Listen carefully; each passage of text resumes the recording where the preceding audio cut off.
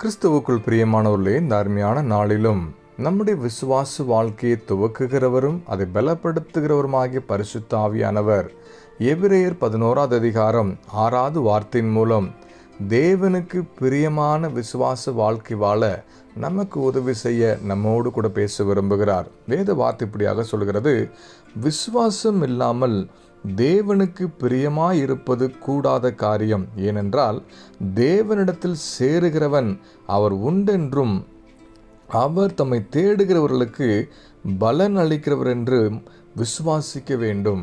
அநேக நேரங்களில் நாம் அநேக தேவைகளுக்காகவும் நாம் விரும்புகிற நன்மைகளை பெற்றுக்கொள்ளவும் நாம் எதிர்பார்க்கிற அற்புதங்களையும் அதிசயங்களையும் சுதந்திரிப்பதற்காக தேவ சமூகத்தில் ஜெபிக்கிறோம்.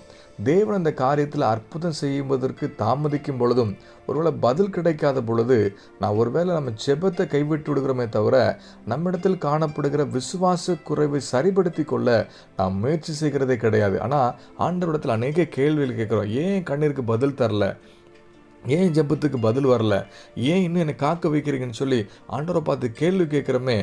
தேவனுக்கு பிரியமுள்ள விசுவாசத்தை நாம் வெளிப்படுத்திருக்கிறோமா என்பதை என்றைக்காவது ஆராய்ந்து பார்த்துருக்கிறோமையா என்பதை நாம் சற்று சிந்தித்து பார்ப்பதற்கு தான் ஆண்டவர் இந்த வார்த்தையின் மூலம் நம்மோடு கூட பேசி கொண்டிருக்கிறார். இயேசு கிறிஸ்து வாழ்ந்த நாட்களில் அவர் செய்த ஒவ்வொரு அதிசயங்களையும் அற்புதங்களையும் நாம் ஆராய்ந்து பார்ப்போம். ஆனால் விசுவாசத்தின்படி, விசுவாசத்தின் மூலமாக, விசுவாசத்தினால அவர் ஒவ்வொரு காரியத்தையும் செய்ததை வேதம் சுட்டி காண்பிக்கிறது. இன்றைக்கு ஏன் நாம் ஜெபிக்கிற காரியத்தில் எதிர்பார்க்கிற நன்மைகளை பெற்றுக்கொள்ள முடியல என்பதை இந்த வார்த்தையின் மூலமாக நாமே ஆராய்ந்து பார்த்து சரிப்படுத்திக் கொள்வதற்கு தான் ஆண்டவர் இந்த வார்த்தையின் மூலம் நம்மோடு கூட பேசி கொண்டிருக்கிறார். விசுவாச வீரர்கள் நிறைந்த இந்த எபிரேயர் 11வது அதிகாரத்தின் மூலமாக ஆண்டவர் இந்த வார்த்தை வெளிப்படுத்தினதுக்கான காரணம், நாமும் தேவனுக்கு பிரியமுள்ள விசுவாச வாழ்க்கை வெளிப்படுத்தி நாமும் இதே பட்டியலில் இடம்பெற வேண்டும் என்பது அவருடைய விருப்பமாக இருப்பதனால தான் ஆண்டவர் இந்த வார்த்தையின் மூலம் நம்மோடு கூட பேசி கொண்டிருக்கிறார். இன்றைக்கி நம்முடைய விசுவாச வாழ்க்கை எப்படிப்பட்டதாக இருக்கிறது? ஆண்டவருக்கு பிரியமுள்ள அளவுக்கு நாம் விசுவாசத்தை வெளிப்படுத்தியிருக்கிறோமா? நாம் ஜெபிக்கிற காரியத்தில் பதிலை பெற்றுக்கொள்ளாததுக்கு எது தடையாக இருக்குது என்பதை ஆராய்ந்து பார்த்து தேவ சமூகத்தில் ஒப்பு கொடுத்து நாம் ஜெபிப்போமா?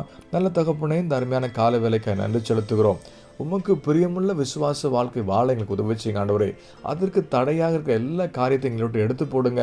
இன்னும் அதிகமாக விசுவாசத்தில் பிரியப்படுத்தி நாங்கள் விரும்புகிற வேண்டுகிற நன்மைகளை சுதந்திரித்து கொண்டு விசுவாச வீரர்கள் பட்டியலில் இடம்பெற்று உம்முடைய நாமத்தை மகிமைப்படுத்துகிற சாட்சியலாய் அத்தனை மாற்றும்படியாக உங்கள் கரத்தில் விட்டு கொடுத்து ஜெபிக்கிறோம். இந்த நாள் மாத்திரமல்ல, வாழ்நாள் முழுதும் விசுவாச நினைத்திற்கு உதவி செய்யுங்க. இந்த வார்த்தைக்கு அர்ப்பணித்து ஜெபிக்கிற ஒவ்வொருத்தர் வாழ்க்கையிலும் கர்த்தர் கிரியை செய்வீராக, காத்துக்கொள்வீராக. இயேசு நாமத்தில் ஜெபிக்கிற நல்ல பிதாவே, ஆமென்.